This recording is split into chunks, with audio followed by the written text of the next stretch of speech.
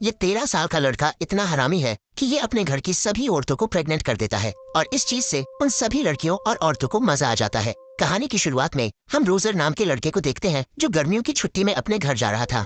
Roger को लेने के लिए उसके घर की एक मेड आई थी जिसका नाम मिस लबिते है और मिस लबिते के साथ रोजर को बहुत मजा आ रहा था। घर पर आने के बाद रोजर उसकी माँ से मिलता है। तभी वो रोजर से बोलती है कि तुम्हारी पेंट पर ये दही कहाँ से गिर गया। तो रोजर को याद आता है कि मिस लबिते के संतरे देखकर उसके पप्पू ने उल्टी कर दी थी, लेकिन रोजर की माँ सी पेंट को साफ कर देती है। इसके बाद रोजर उसकी छोटी बहन बार्था से मिलता है और ये दोनों एक दूसरे के ऊपर चढ़कर पप्पी देने लगते हैं। कुछ देर बाद बार्था रोजर को जंगल में लेकर जाती है जहाँ पर उनको मिस लबिते मिलती है और ये दोनों बातें करने लगते हैं। तभी मिस लबिते को जोर से सुसु आ जाती है और वो रोजर के सामने ही हल्की होने लगती है और ये देखकर रोजर हैरान हो जाता है। इसके बाद जब रोजर जंगल में और अंदर जाता है तो वो देखता है कि उसके घर की एक मेड उर्सेला किसी आदमी से अपनी बिल्ली बजवा रही थी। ये देखकर रोजर की फट जाती है और वो यहाँ से भाग जाता है। इसके बाद रात का खाना खाकर रोजर अपने रूम में सोने के लिए आ जाता है, लेकिन तभी रोजर को बाहर से कुछ आवाज आती है और वो रूम से बाहर देखने लगता है। रोजर देखता है कि उसकी घर की मेड हेलेन किसी आदमी से बजवा रही थी, लेकिन रोजर उस आदमी को नहीं देख पाता है। इसके बाद रोजर सोने लगता है तो उसके बिस्तर से बार्था निकलती है। बार्था रोजर को बताती है कि हमारी माँ सी मार्गरेटा अभी तक वर्जिन है क्योंकि उसे मर्दों से डर लगता है, लेकिन रोजर तो हेलेन के ख्यालों में ही खोया हुआ था।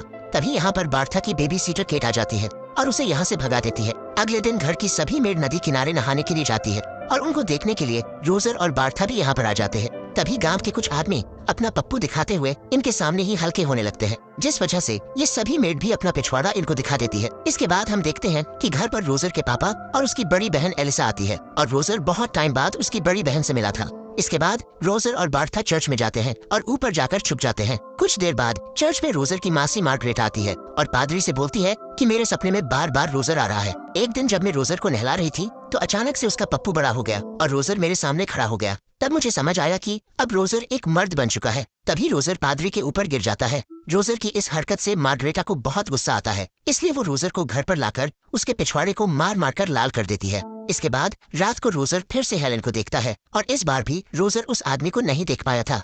हेलेन का कार्यक्रम फ्रैंक नाम का आदमी भी देख रहा था।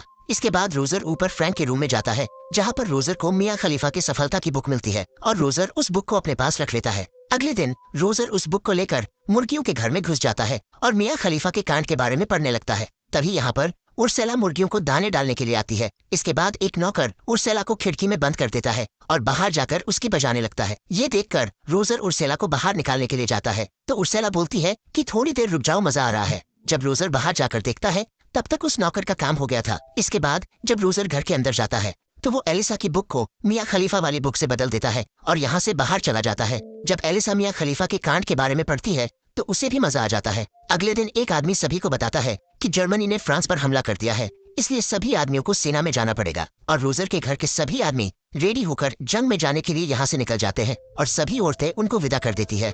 अब रोजर का रास्ता बिल्कुल साफ था और वो एक एक करके सभी की फुद्दी बजा देगा। सबसे पहले रोजर उर्सेला के पास जाता है। उर्सेला रोजर से मदद मांगती है और उसे ऊपर वाले रूम में लेकर जाती है और यहाँ पर मौका देखकर रोजर उर्सेला के साथ खपाखप कर ही लेता है। इसके बाद रात को मार्गरेटा जब अपने रूम में सोने के लिए जाती है तो उसके रूम में पहले से ही रोजर था। रोजर उसकी मासी मार्गरेटा से बोलता है कि मुझे एक पप्पी दे दो, मैं सो जाऊंगा, और मार्गरेटा उसे एक पप्पी दे देती है। रोजर मार्गरेटा से बोलता है कि मैं तुमसे बहुत प्यार करता हूँ और उसे अपनी बातों में फंसाता है और धीरे से उसके साथ भी खपाखप कर लेता है। कुछ देर बाद चाय लेकर हेलेन रोजर के पास आ जाती है और रोजर हेलेन को बजाने का मौका बिल्कुल भी नहीं छोड़ने वाला था। अगले दिन बार्था रोजर से बोलती है कि मुझे उर्सेला ने बताया कि तुम उसके साथ सोए हो। तो रोजर बोलता है हाँ, मैं लगभग सभी के साथ सो चुका हूँ। तभी रोजर उसकी बड़ी बहन एलिसा को देखता है और जल्दी से उसके पास चला जाता है। रोजर एलिसा से बोलता है कि अगर तुम्हें गर्मी लग रही है तो तुम कपड़े उतार सकती हो। तो एलिसा जाने लगती है, लेकिन रोजर उसे रोक लेता है और बोलता है कि तुम अपने कपड़े यहीं पर उतार सकती हो, और रोजर उसके कपड़े उतारने लगता है। एलिसा उसे मना करती है, लेकिन रोजर नहीं रुकता है और रोजर एलिसा का भी खाता खोल देता है और अब रोजर सभी के साथ घपाघप कर चुका था। इसके बाद रात को हेलेन और उर्सेला रोजर के पास आती है और दोनों काम होने के बाद चली जाती है। कुछ देर बाद रोजर की मासी मार्गरेटा अंदर जाती है और अब रोजर के बारे में सभी को पता चल गया था।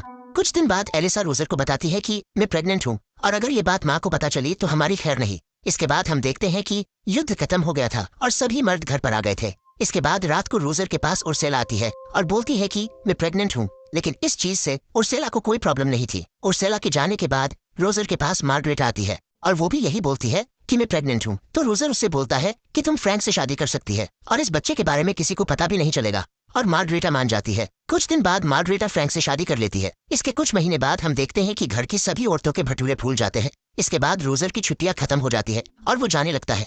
हेलन रोजर से बोलती है कि मैं भी प्रेग्नेंट हूँ और मुझे तुम्हारे पप्पू की बहुत याद आएगी। इसके बाद रोजर गाड़ी में बैठकर यहाँ से चला जाता है और ये मूवी यहीं पर खत्म हो जाती है।